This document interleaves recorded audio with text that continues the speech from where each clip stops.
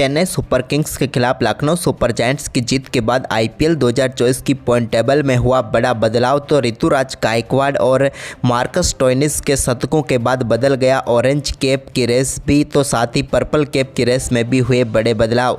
नमस्कार दोस्तों, स्वागत है आपका एक बार फिर हमारे चैनल ताकड़ क्रिकेट में। दोस्तों आईपीएल 2024 के 39वें मुकाबले की समाप्ति के बाद अब पॉइंट टेबल में तो भूचाल आ ही गया है। साथ ही दोस्तों ऑरेंज कैप व पर्पल कैप की रेस भी अब पूरी तरीके से बदल चुकी है।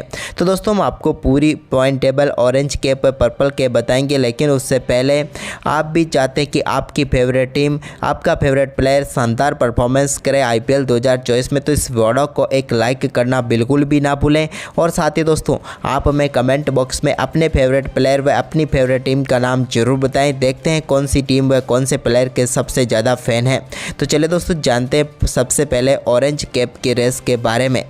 तो दोस्तों फिलहाल ऑरेंज कैप की रेस में हम नंबर 5 की बात करें तो यहाँ पर मौजूद है संजू सैमसन, जिन्होंने 8 मुकाबलों की 8 इनिंग में 314 रन बनाए हैं 62.80 के एवरेज के साथ। तो वहीं पर इसके बाद दोस्तों नंबर 4 की बात करें तो यहाँ पर रियान पराग मौजूद हैं, जिन्होंने 8 मुकाबलों की 7 इनिंग में 318 रन बनाए हैं। इस दौरान इनका बेस्ट स्कोर 84 रहा, तो वहीं पर इनका एवरेज 63.60 का रहा है। तो इस लिस्ट में नंबर 3 पर ट्रेविस हेड हैं, जिन्होंने अब तक 6 मुकाबलों की 6 इनिंग में 324 रन बनाए हैं। 102 इनका बेस्ट स्कोर रहा है, तो वहीं पर 54 इनका एवरेज रहा है। तो वहीं पर अब नंबर 2 पर ऋतुराज गायकवाड़ आ चुके हैं। ऋतुराज ने भी अब तक 8 मुकाबलों की 8 इनिंग में 349 रन बनाए हैं। 108 इनका बेस्ट स्कोर रहा है, तो वहीं पर 58.17 का इनका एवरेज रहा है। जबकि दोस्तों नंबर 1 की हम बात करें तो यहाँ पर मौजूद है विराट कोहली, जिन्होंने अब तक 8 मुकाबलों की 8 इनिंग में 379 रन बनाए हैं। इस दौरान इनका हाईएस्ट स्कोर 113 रहा है, तो वहीं पर इनका एवरेज 63.17 का रहा है। यानी कि दोस्तों फिलहाल सबसे आगे विराट कोहली है, यानी कि विराट के सर पर फिलहाल ऑरेंज कैप है, लेकिन ऋतुराज गायकवाड़ अब उनके पीछे आ चुके हैं दूसरे नंबर पर। वहीं पर दोस्तों पर्पल कैप की रेस की बात की जाए तो यहाँ पर फिलहाल नंबर 5 पर मौजूद है मुंबई इंडियंस के गैरेट कोएटजे, जिन्होंने अब तक 8 मुकाबलों की 8 इनिंग में 12 विकेट लिए हैं। इस दौरान इनकी इकोनॉमी 10.10 की रही है। तो वहीं पर इसके बाद नंबर 4 पर मुस्तफिजुर रहमान है चेन्नई सुपर किंग्स के, जिन्होंने 7 मुकाबलों की 7 इनिंग में 12 विकेट लिए हैं। 10.07 की इनकी भी इकोनॉमी रही है। तो वहीं पर नंबर 3 पर हर्षल पटेल है, जिन्होंने 8 मुकाबलों की 8 इनिंग में 13 विकेट लिए हैं।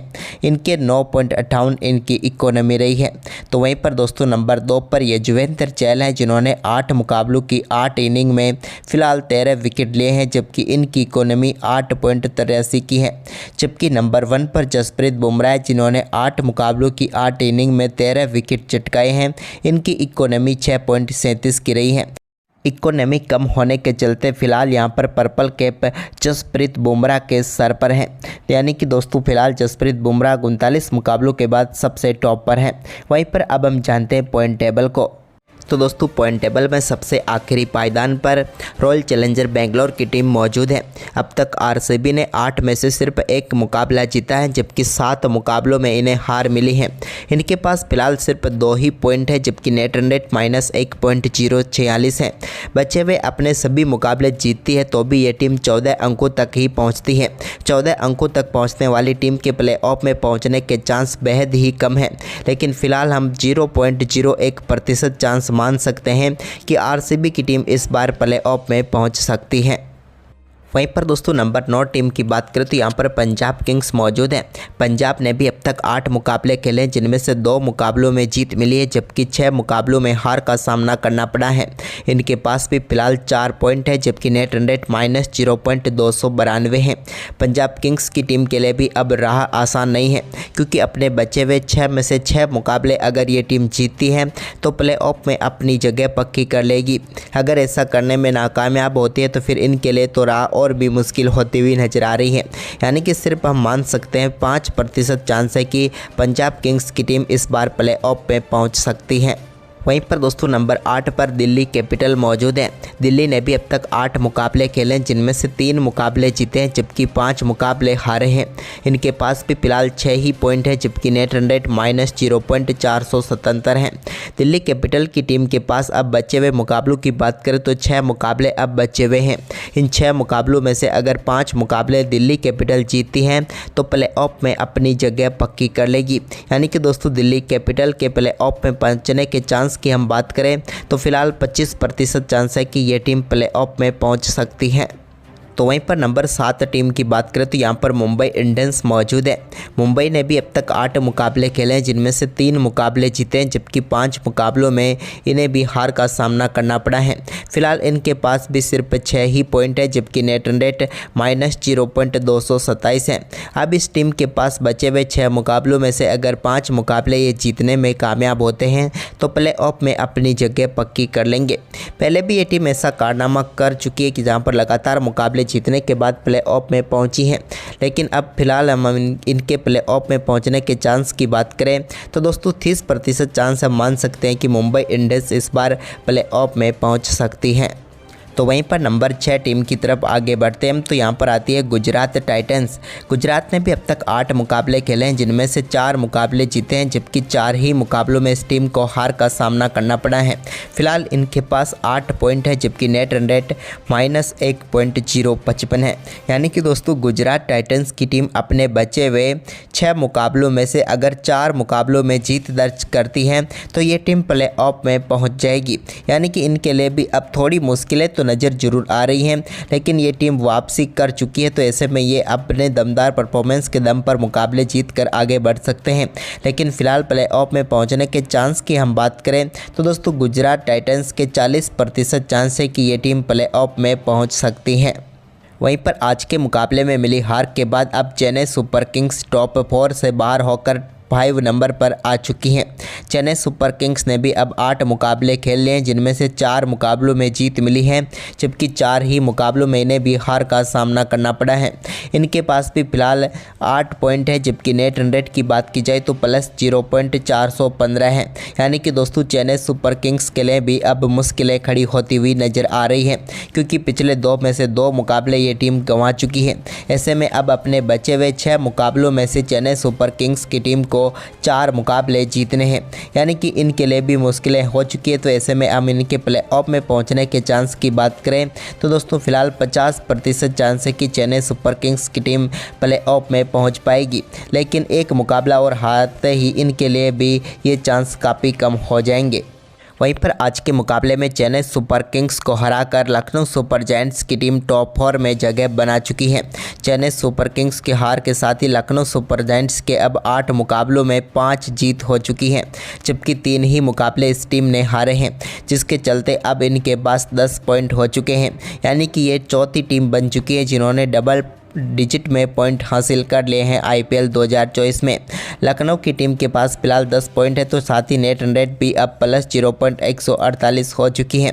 यानी कि लखनऊ की टीम को प्लेऑफ में पहुंचने के लिए अपने बचे हुए 6 मुकाबलों में से सिर्फ 3 मुकाबलों में जीत दर्ज करनी है।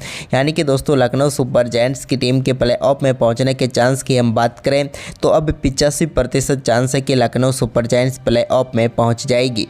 तो दोस्तों इसके बाद नंबर 3 टीम की बात करें तो यहाँ पर मौजूद है सनराइज हैदराबाद। सनराइज हैदराबाद ने भी अब तक 7 मुकाबले खेले हैं जिनमें से 5 मुकाबले जीते हैं जबकि 2 मुकाबलों में इन्हें भी हार मिली है। फिलहाल इनके पास भी 10 पॉइंट हैं तो नेट रन रेट इनकी +0.914 है। इस टीम के पास तो अभी भी 7 मुकाबले बचे हुए हैं। इन 7 मुकाबलों में से अगर ये सिर्फ 3 मुकाबले भी जीत जाते हैं तो भी प्लेऑफ में अपनी जगह पक्की कर लेंगे। यानी कि सनराइज हैदराबाद के प्लेऑफ में पहुंचने के चांस की हम बात करें तो फिलहाल 90% चांस है कि सनराइज हैदराबाद की टीम इस बार प्लेऑफ में पहुँचती हुई नजर आएगी। तो वहीं पर दोस्तों नंबर 2 टीम की बात करें तो यहाँ पर कोलकाता नाइट राइडर्स मौजूद है। KKR ने भी अब तक 7 मुकाबले खेले हैं जिनमें से 5 मुकाबले जीते हैं जबकि 2 मुकाबलों में इन्हें हार मिली है। इनके पास फिलहाल 10 पॉइंट है जबकि नेट रन रेट +1.206 है। यानी कि नेट रन रेट के मामले में देखा जाए तो अब तक सबसे बेहतरीन टीम कोलकाता नाइट राइडर्स की नजर आ रही है। KKR की टीम के पास भी अब 7 मुकाबले बचे हुए हैं। इन 7 मुकाबलों में से अगर कोलकाता नाइट राइडर्स की टीम अपने बचे बचे हुए 3 मुकाबले भी जीत जाती हैं तो प्लेऑफ में अपनी जगह पक्की कर लेगी। लेकिन अगर ऐसा ना कर पाए तो ये इनका दुर्भाग्य ही होगा। लेकिन फिलहाल हम बात करें इनके प्लेऑफ में पहुंचने के चांस की तो दोस्तों फिलहाल 90% चांस है कि ये टीम भी प्लेऑफ में पहुंचेगी। वहीं पर नंबर 1 टीम की बात करें तो यहाँ पर राजस्थान रॉयल्स की टीम मौजूद है।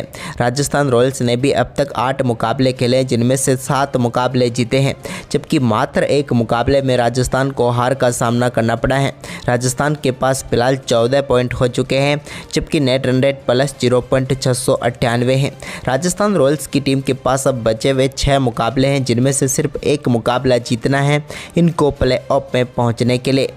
यानी कि दोस्तों राजस्थान रॉयल्स की टीम के 99.99% चांस है कि ये प्लेऑफ में पहुंचेगी। तो दोस्तों फिलहाल आईपीएल 2024 के 39 मुकाबलों की समाप्ति के बाद हम सबसे मजबूत टीमों की बात करें जो कि इस बार प्लेऑफ की तरफ आगे बढ़ती हुई नजर आ रही हैं, उनमें राजस्थान की टीम को आप फिक्स मान लें, जबकि कोलकाता सनराइज हैदराबाद और लखनऊ सुपर जायंट्स की टीम प्रबल दावेदार हैं। तो वहीं पर चेन्नई सुपर किंग्स और गुजरात भी अभी भी लाइन में लगी हुई हैं, लेकिन मुंबई, दिल्ली, पंजाब और आरसीबी की राह मुश्किल हो चुकी है, जिनमें से दोस्तों आरसीबी की टीम एकमात्र ऐसी टीम है जो अपने सभी मुकाबले जीतने के बावजूद भी अपने भाग्य का फैसला खुद नहीं कर सकती है, दूसरों पर निर्भर रहेगी। यानी कि वो अब बार हो चुकी है, ऐसा हम मान सकते हैं।